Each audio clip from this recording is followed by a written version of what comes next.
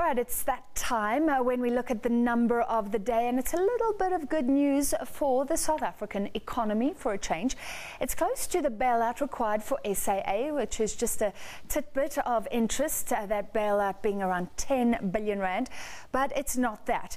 This is South Africa's trade surplus for July. It was in fact 8.9 billion, so rounding off to about 9 billion rand.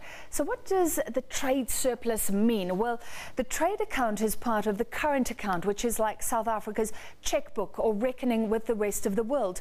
If there are exports and money coming in for goods and services that originate here in South Africa, more than imports and money going out, then we have a favourable surplus. Now, South Africa historically relies a little too much, some would say, on imports, and we've often had deficits, which is the very opposite.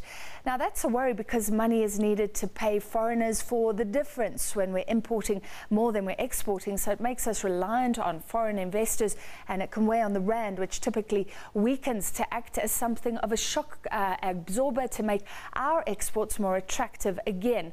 Now, this figure, not as bad, and not as good rather, as the surplus we had in June, which was 10.5 billion.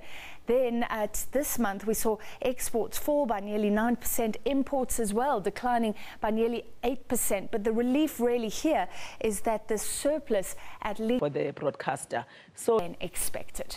So that was in fact good news for the rand, but other things counteracted. We'll look at the markets in a little bit. But